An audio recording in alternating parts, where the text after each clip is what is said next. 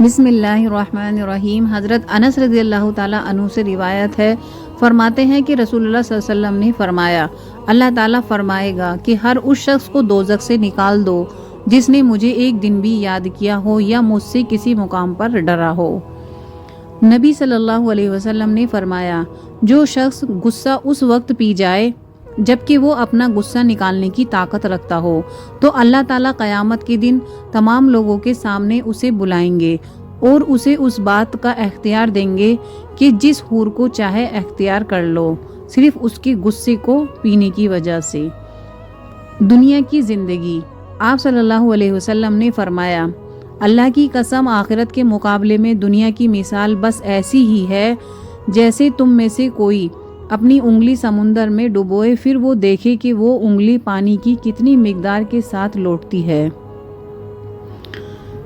غیب کی خبریں معلوم کرنے کا انجام۔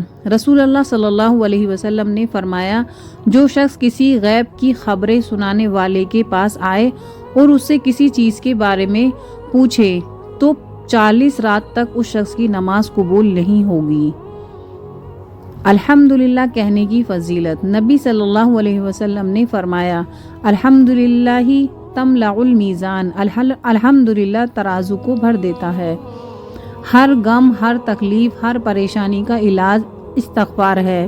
جس نے استغفار کو اپنے اوپر ضروری قرار دے دیا تو اللہ تعالیٰ اسے ہر غم، ہر تکلیف، ہر پریشانی سے نجات دے گا اور ایسی جگہ سے رزق دے گا کہ جہاں سے اس نے گمان بھی نہ ہوگا۔ نبی کریم صلی اللہ علیہ وسلم نے ارشاد فرمایا، جب تم سونے لگو تو آیت الکرسی پڑھ لیا کرو، کیونکہ اللہ کی طرف سے ایک فرشتہ نگہبان مقرر ہو جائے گا اور صبح ہونے تک شیطان تمہارے پاس نہیں آئے گا۔ رسول اللہ صلی اللہ علیہ وسلم نے فرمایا، اے عورتوں کی جماعت، صدقہ کیا کرو اور کثرت سے استغفار کیا کرو، کیونکہ میں نے جہنم میں اکثریت تمہاری عورتوں کی دیکھی ہے۔ نبی صلی اللہ علیہ وسلم نے ارشاد فرمایا، اللہ سے پناہ مانگا کرو آزمائش کی، مشقت کی، بدبختی کی، برے خاتمے کی اور دشمن کے ہنسنے سے۔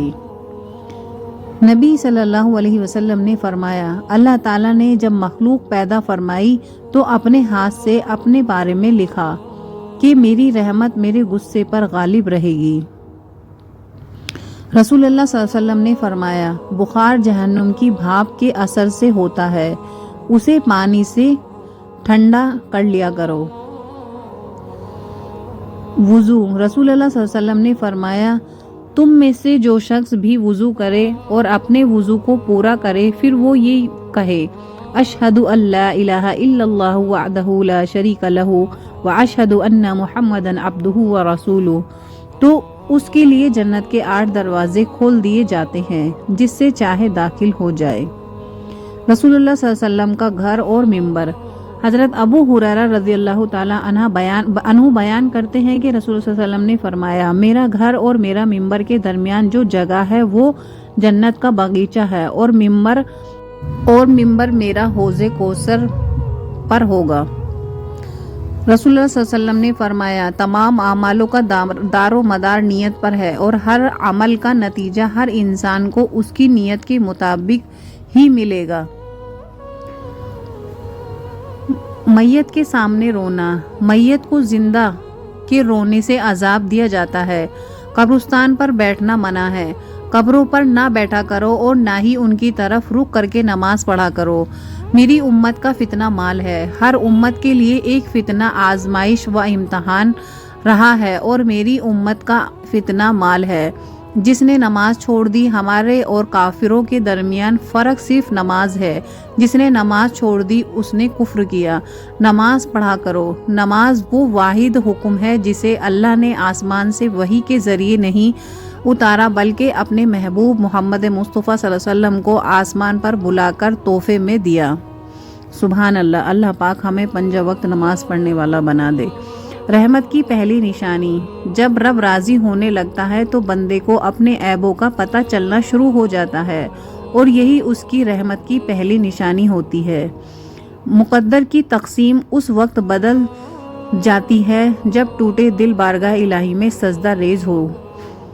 حضرت عائشہ رضی اللہ تعالیٰ عنہ کی بہترین خصوصیات تو دیکھو۔ اللہ نے حضرت عائشہ رضی اللہ تعالیٰ کی تصویر پیارے نبی صلی اللہ علیہ وسلم کو نکاح سے پہلے ریشم کے سبز ٹکڑے پر دکھائی۔ پیارے نبی صلی اللہ علیہ وسلم کی تمام بیویوں میں سے صرف حضرت عائشہ رضی اللہ تعالیٰ عنہا کنواری تھیں۔ پیارے نبی صلی اللہ علیہ وسلم کی قبر مبارک حضرت عائشہ رضی اللہ تعالیٰ کے حجرے میں ہے۔ پیارے نبی صلی اللہ علیہ وسلم پر حضرت عائشہ رضی اللہ تعالیٰ کے بستر پر بھی وحی نازل ہو جاتی تھی۔ پیارے نبی صلی اللہ علیہ وسلم کے بارے میں قرآن مجید میں پیارے نبی کی پاک دامنی کا بھی نزول ہوا۔ اچھی صحت کے لیے دعا۔ اللہم عافینی فی بدنی، اللہم عافینی فی سمعی، اللہم عافینی فی بصری، لا الہ الا انت۔ اے اللہ مجھے میرے بدن میں عافیت عطا فرما، اے اللہ مجھے میرے کانوں میں عافیت عطا فرما، اے اللہ مجھے میری آنکھوں میں دیکھنے میں عافیت عطا فرما، اور تیرے سوا کوئی معبود نہیں بے شک۔